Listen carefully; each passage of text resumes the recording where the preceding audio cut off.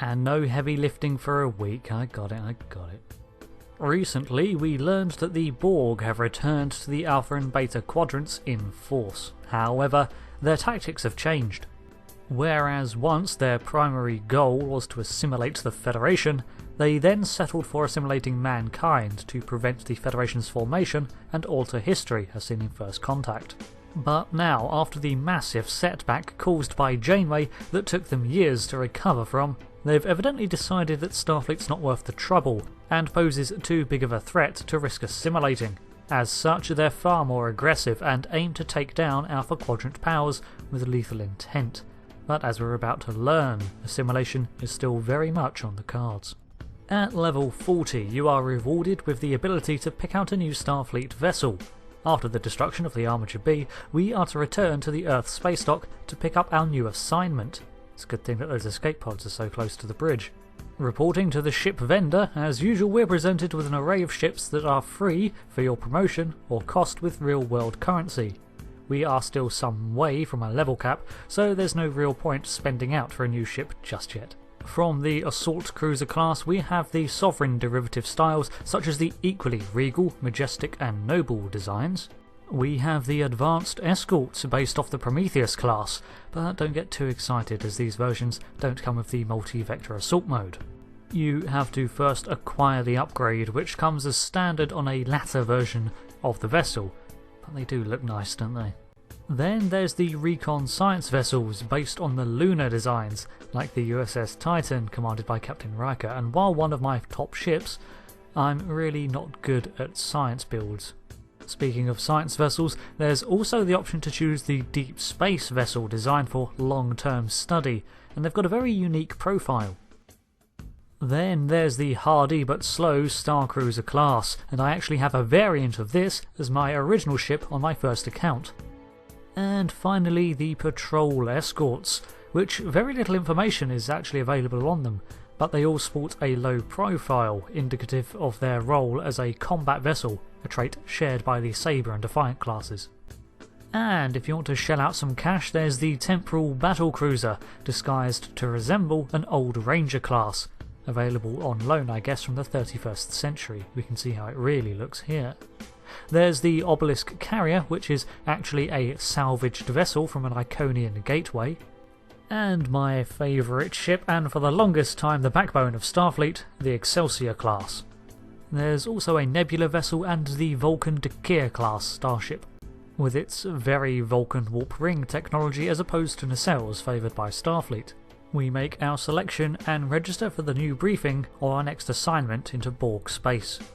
Captain Nicholas Martin informs us of a Borg nanovirus. Based on their nanites, microscopic machines that convert organic and non-organic materials into Borg technology, the nanovirus is a dangerous advancement. It is assimilation as a weapon, a pathogen of technology that deploys an airborne version of their nanites to convert everything it comes into contact with. Much as Starfleet has been able to reverse and counteract Borg assimilation in the past, Starfleet has people working to neutralise this new threat. The location for the research base was an Omicron Kappa 2, but we have lost contact. Starfleet fears a containment breach, one of the biggest recurring risks in working with Borg devices, and sends us to investigate. Our priority here is to recover the data acquired and, if possible, the team of researchers. Boarding the USS Armiger NCC 3145C, we set a course for the remote system. We've seen in the past, just recently even, that Borg research can get out of hand, frequently, even with containment protocols in play. The RNA was a Romulan vessel that was lost to the Borg because of its Tau Shiar research. One of the first things that activated nanoprobes in an unfamiliar environment seek to do is contact the hive mind of the collective. If out of range, they then set about creating forms of long-range communication to reach them. We best hurry.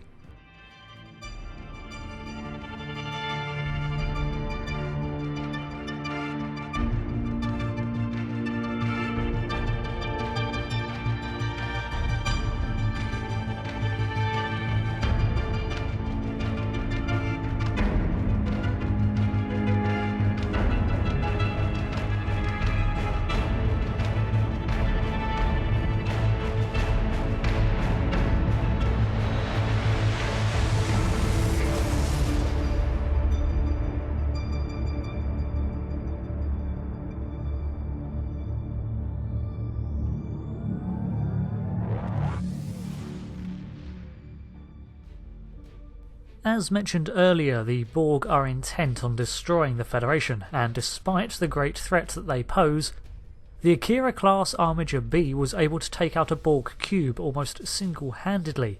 This is a far cry from the odds of the 2360s encounters, where a single ship obliterated 39 ships at Wolf 359, and in 2373, where a fleet slowed a cube, but it still made it to Sector 001.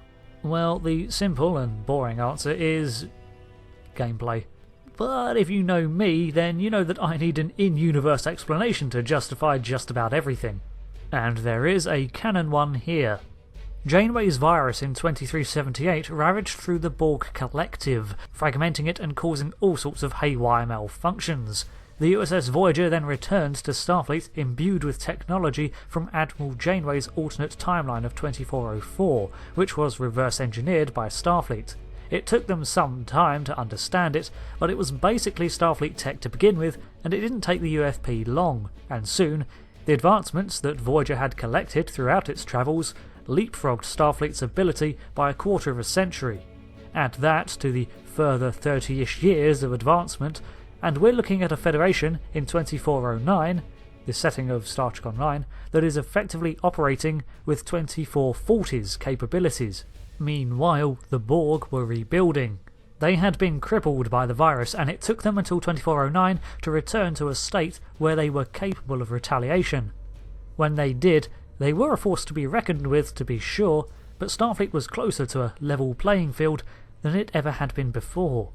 The only reason the Borg established a foothold in the Vega system was that they caught Starfleet unaware.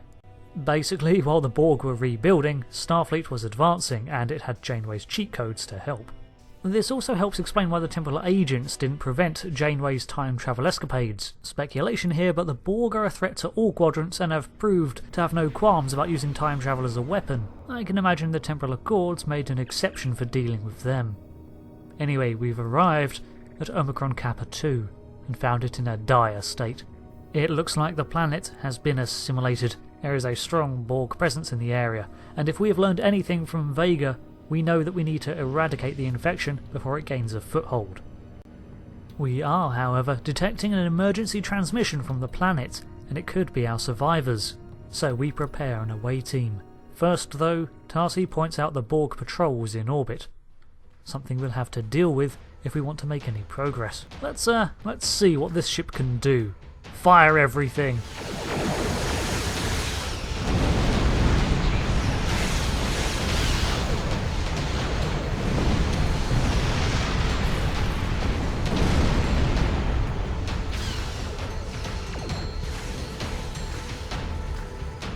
That was for my old ship. Fracking toasters.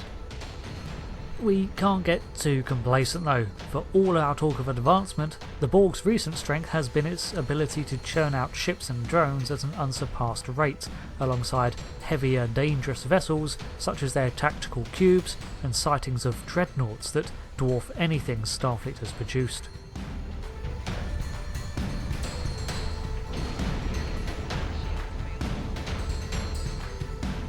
After dealing with 3 probes and a sphere, we set our sights on the final target, a final sphere. These little ships are still as adept at taking down our shields as before, but this time we have firepower to match.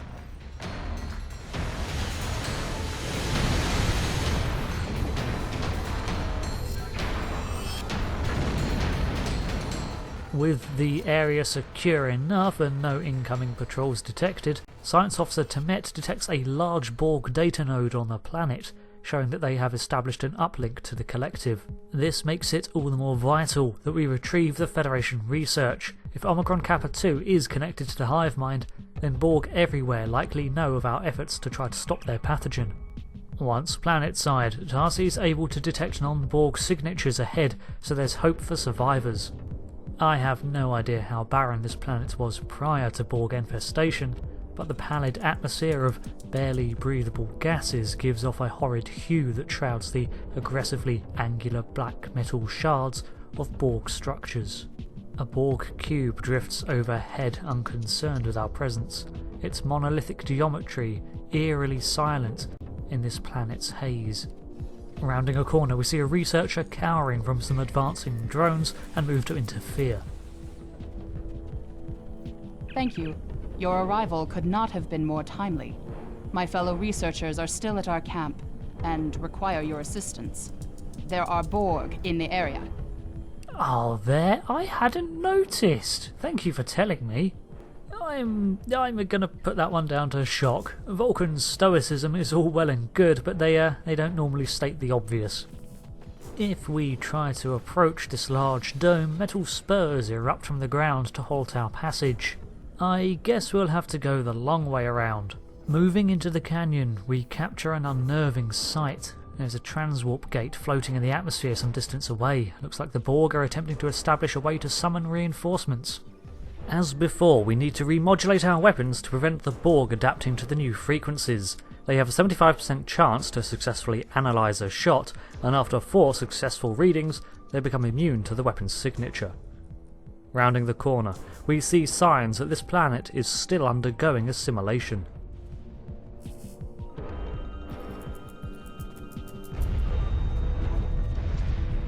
These researchers were almost crushed by the falling debris, and as if that wasn't enough, Borg patrols discovered their location.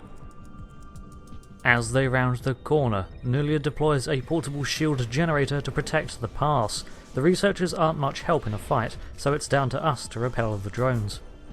After a brief skirmish, the Armiger contacts us from orbit, and Scavrin tells us that they've received a request to beam out. Looking around, we can see that the scientists have clustered amid a set of transporter enhancers in order to establish a clear transporter lock. Thanks for the rescue. My name is Dr. Eric Cooper. My team and I were researching the Borg nanovirus. It's fascinating. The Borg have been using it to assimilate entire planets. The land, the buildings, the people.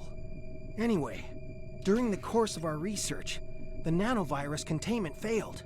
The nanovirus activated and assimilated enough equipment to signal the collective. Dr. Eric Cooper here confirms Starfleet's suspicions. We cannot allow the Borg to continue using this nanovirus. I think we have enough data to formulate a counteragent, but we'll need to recover it from the area that's already assimilated. That's why I stayed behind. I can get you inside the compound, but then it will be up to you to recover the data. Can I count on your assistance? It's literally why we're here. Thank you. I'm in your debt, as is the entire Alpha Quadrant. Lead the way to the force field. A containment breach of regular Borg technology is bad enough, but this nanovirus spreads far more easily and doesn't require a drone to further its influence. Thing is, we cannot afford not to study it, despite the risks, as there would be no way to create an effective vaccine without first-hand observation and experimentation. Plus, the potential gain from the collective's knowledge and technology usually outweighs much risk. Unlike the Tau Shi'ar, Starfleet is at least not attempting unethical experiments on its citizens, and is far more reserved in its approach. Even then, things can clearly go wrong. We approach the force field that Cooper mentioned, as the rock gives way to metal and we step truly into Borg territory. A terminal, possibly Federation in origin with its silver metal sheen, catches Cooper's eye and he scurries over to it to see if he can bypass the force field. Lining the walls of, what is this, a courtyard? Are regeneration alcoves where formerly dormant drones are meant to be supplied with the energy they need to function. These drones have been awakened by Cooper's intrusion into their system, and after a second to orientate themselves, launch an attack against us. These skeletal monstrosities are lacking in much of the drone's armour and coverings, a common trait seen in the Borg of the 25th century. This is because the Borg have lent even further into their cyborgification of individuals, resulting in nearly irreversible damage to the organic form underneath. A side effect of which is that it's even harder to rehabilitate assimilated individuals. Another side effect is that they look damn creepy. Once the alcoves are cleared, Cooper manages to finish his work. I've overridden the force fields, but the Borg detected the intrusion into their systems. Oh really? They'll know you're coming. Head into the facility and locate the central data node. We don't have time to search for the right files, so simply transfer all the information to your ship's computer and hold off the Borg until the transfer is complete. I'll stay here. I'd probably just get in your way. Cooper's idea makes sense. Rather than sift through files and folders, let's just copy-paste the whole lot and work it out later. I don't want to spend any more time here than we have to. Making our way tentatively into the complex that must have once been the research lab, we pass many regenerating drones. The Borg, when in a regenerative state, are reactive for most of the time, waiting for a threat to emerge before expending the effort and resources to deal with it.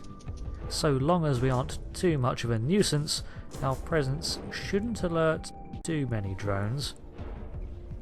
And we'll also try to steer clear of the ones that are already active. Making our way further in, we can come across clear signs that this was indeed originally not a Borg structure, with gleaming metals and uncovered doors showing much more of a Federation style. The dull echo of moving machinery increases as we reach the base of the domed complex. Can't even speculate what purpose this poses, but the research complex must have been rather large to begin with. I wonder how many were stationed here. All of these drones are likely former scientists, explaining why so many are regenerating.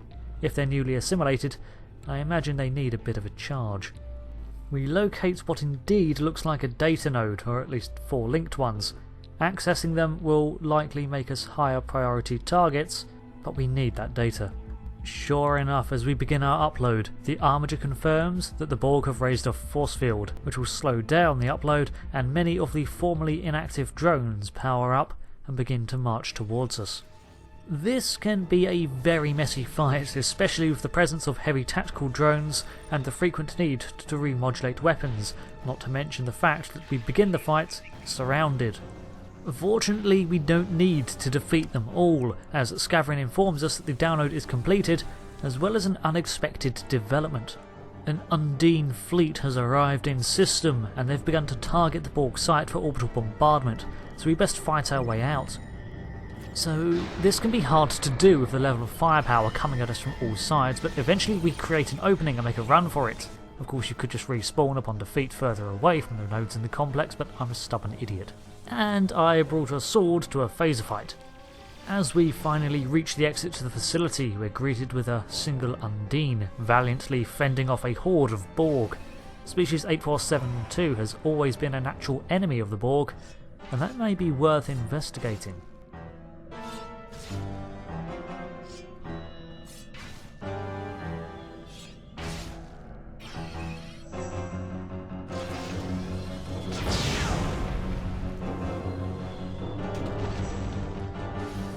The Undine warrior is captured by the Borg and beamed away, but not before its reinforcements arrive. I need you back here! Undine troops are beaming down! They're focusing on the Borg, but they'll find me soon! We let the fight play out before we make our move. The Undine are enemies of the Borg, but in this case the enemy of my enemy is still not my friend, as they consider all organic life in our universe with, let's say, intense disdain, considering us all impure. Looking at the situation, maybe it would have been better to charge them while they were preoccupied. However, they are weakened from their fight with the Collective, so we make do with what we've got. The Undine have psychic abilities and can use them to inflict debuffs to our party. Unlike the Borg, however, they lack the ability to adapt to our weapons, and this removes a frustrating constraint of Borg-specific combat. I wish we could come to an understanding with Species 8472 as the Voyager once had, but they seem uninterested in communicating with the Federation and have renewed their aggressive actions against us. The Federation, and in fact all galactic powers, have had a storied history with the Undine after Voyager's encounter with them, but that'll have to be covered in a later video. Suffice to say, the situation's rather complicated. It looked like the Borg just abducted that Undine. But that's pointless. Undine can't be assimilated. Unless... the Borg must believe they have found a way to assimilate the Undine. We have to stop them. There's probably too much interference to transport, but there are some pattern enhancers nearby. Those should help us get back to your ship. Reuniting with Dr. Cooper, we make our way to the transport site and away from the increasingly messy situation developing behind us. Returning to orbit, we're met with a Borg sphere and an Undyne ship identified as a Dramius biocruiser. The two vessels are engaged in a chase, it seems, and we set in a pursuit course. Cooper believes that the Borg's interest in the Undyne is a bad sign, that they may be successfully working on a way to assimilate the previously unconvertible species. We have to accelerate to maximum impulse in order to catch up with them. And when we do, the Undyne's not alone.